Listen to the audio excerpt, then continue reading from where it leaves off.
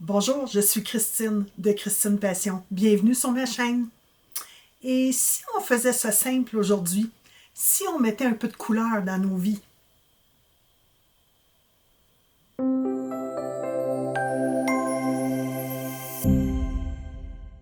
On va s'amuser avec les couleurs de l'arc-en-ciel et je vais vous montrer une astuce simple pour appliquer la couleur. Je prends un tampon encreur et je l'utilise directement sur le panneau. Je le place en diagonale à la verticale pour appliquer la couleur. De cette façon, j'ai un meilleur contrôle sur la quantité que j'applique. Si je l'utilisais à plat, le panneau serait saturé et ce n'est pas ce que je recherche. J'applique l'encre sur le panneau de façon à obtenir des bandes en diagonale en faisant attention de ne pas les superposer. Je veux obtenir un effet arc-en-ciel. L'arc-en-ciel se forme lorsque la lumière blanche du soleil interagit avec les gouttelettes d'eau en suspension dans l'air, comme après une pluie ou près d'une cascade. Ce sont ces interactions entre la lumière et les gouttelettes d'eau qui produisent les couleurs de l'arc-en-ciel, soit rouge, orange, jaune, vert, bleu, indigo et violet. Paraît-il que pour voir un arc-en-ciel, il faut que le soleil soit derrière vous et la pluie devant. Le saviez-vous? De plus, chaque personne voit son propre arc-en-ciel. La position des gouttelettes et de la lumière fait que l'arc-en-ciel que vous voyez est unique à votre perspective. Pour l'instant, cela a l'air plutôt ordinaire, voire moche. Mais soyez patient, le résultat sera bien, je vous le promets. Avec un pinceau humide, je viens ajouter de l'eau pour étendre la couleur. Peu d'eau est nécessaire. De cette façon, les couleurs restent plus vives et je contrôle mieux l'étalement de la couleur. Il est plus facile d'en ajouter au besoin. L'utilisation de l'eau en plus grande quantité ferait en sorte que les couleurs auraient plus de mouvement et se mélangeraient autrement. Le résultat serait différent. Tout dépend de ce que vous souhaitez. Il faut bien nettoyer le pinceau entre chaque couleur, car je veux garder les couleurs séparées. Surtout pour les couleurs plus pâles comme le jaune. Je travaille donc les bandes de couleurs une à la fois, en commençant par le centre, et je les mélange seulement là où deux couleurs se rencontrent. Comme ça, on distingue bien chacune des couleurs et cela permet une transition plus douce entre celles-ci. Je mets de côté pour laisser sécher. Pendant ce temps, je vais préparer le souhait. J'ai coupé un morceau de papier cartonné noir de façon à ce qu'il soit en diagonale sur le panneau sur toute sa largeur. J'utilise des matrices de coupe de lettres d'alphabet pour former le mot XOXO. Je passe le tout dans ma machine de découpe. Je n'utiliserai pas les lettres, mais plutôt ce qu'on appelle le négatif, c'est-à-dire le morceau de papier cartonné avec l'espace laissé par le découpage des lettres. Cependant, je veille à garder les intérieurs des lettres O, car je vais en avoir besoin. Je conserve les lettres pour un usage futur. Je colle le souhait et les intérieurs des lettres O avec un adhésif temporaire sur un papier brouillon. Cela facilite l'embossage à chaud.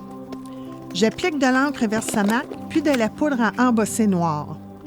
J'enlève le surplus et je chauffe le tout avec un pistolet chauffant. Je fais cette étape 2 fois pour un rendu plus lisse. J'ai choisi de la poudre à embosser noire cette fois-ci, plutôt que de la poudre transparente, parce que mon papier cartonné noir, n'est tout simplement pas assez noir à mon goût. Ainsi, il sera mieux harmonisé avec l'encre à pigment que j'utiliserai un peu plus tard et qui est très noire. Je récupère les différentes pièces, soit le XOXO et les intérieurs des lettres O. En passant, le mot XOXO veut dire bisou et câlin. Le X représente un bisou et le O représente un câlin. Je colle un petit morceau de papier vélin à l'arrière du souhait. Il sert à recevoir les intérieurs des lettres O. Il sert aussi à flouter un peu les couleurs sur le panneau pour qu'on voit mieux le souhait lorsque je le collerai dessus.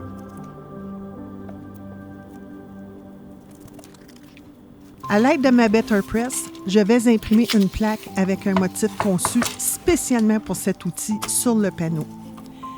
Ces plaques ne coupent pas comme des matrices de coupe.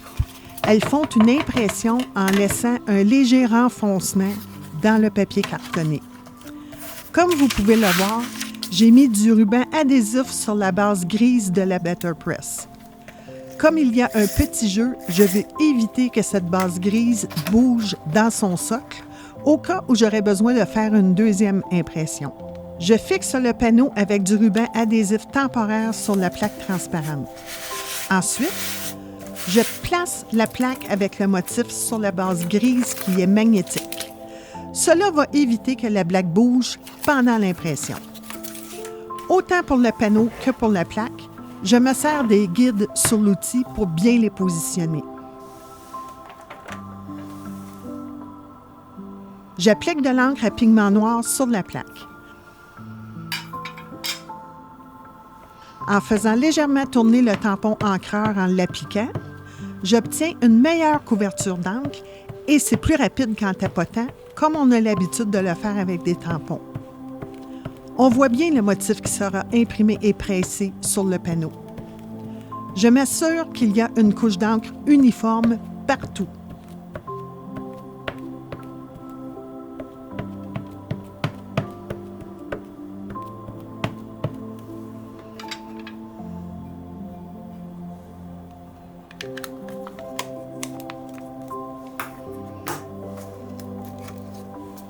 Je replace la plaque transparente avec le panneau sur la Better Press en alignant les 4 aimants dans les coins. Ces aimants assurent que tout reste bien en place lorsque je passe le tout dans ma machine de découpe. L'outil est conçu de façon à laisser un espace libre entre la plaque transparente et la plaque ancrée. C'est lors du passage dans une machine de découpe que celle-ci exerce une pression et alors la plaque transparente presse le panneau contre la plaque ancrée. J'y vais tranquillement pour laisser le temps à l'encre de bien se déposer sur le panneau. Je vous invite à vous abonner à ma chaîne si ce n'est pas déjà fait. L'impression est très belle. Pas besoin de passer une deuxième fois.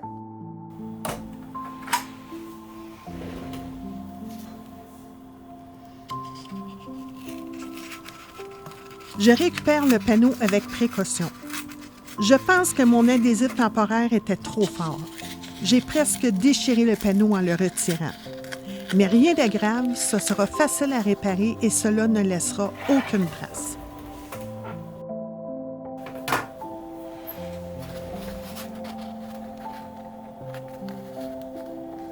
J'enlève environ 0,3 cm sur 2 côtés car je veux mater le panneau avec un papier cartonné noir mesurant environ 12,7 par 17,78 cm.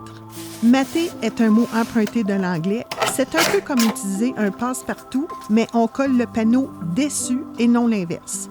Je vérifie que tout fonctionne, puis je colle. J'en profite pour appliquer de la colle où il y a une petite déchirure. Et voilà, personne ne verra ce petit défaut.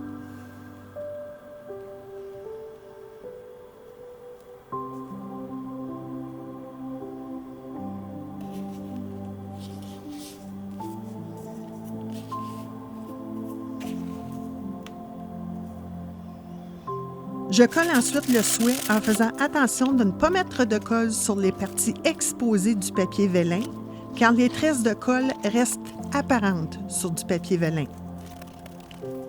Je colle le panneau sur une base de 4 mesurant environ 12,7 par 17,8 cm.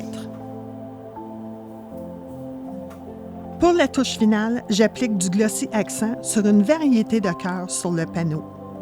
J'aime quand ça brille, alors je recouvre plusieurs cœurs de tailles et de couleurs différentes.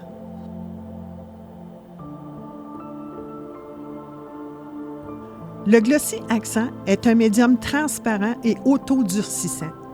Il s'agit d'un liquide qui sèche en formant une couche brillante, donnant un effet tridimensionnel et verni. Il a une apparence un peu blanche à l'application, mais il sera complètement transparent une fois sec. Une couche de Glossy Accent équivaut à plusieurs couches de poudre à embosser. Son effet 3D est donc très intéressant. De plus, son embout permet une application précise, peu importe le motif à recouvrir. Comme vous pouvez le constater, j'ai recouvert plusieurs cœurs. J'aime beaucoup l'effet sur cette carte. Vous n'êtes pas obligé d'en faire autant, vous faites ce qui vous plaît. J'espère que cette vidéo vous donnera de l'inspiration pour vos prochaines créations. Si vous aimeriez voir une technique particulière en vidéo, laissez-le moi savoir dans les commentaires.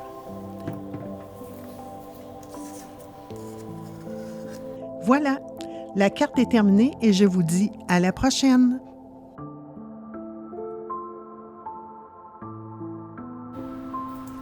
J'espère que vous avez aimé la vidéo.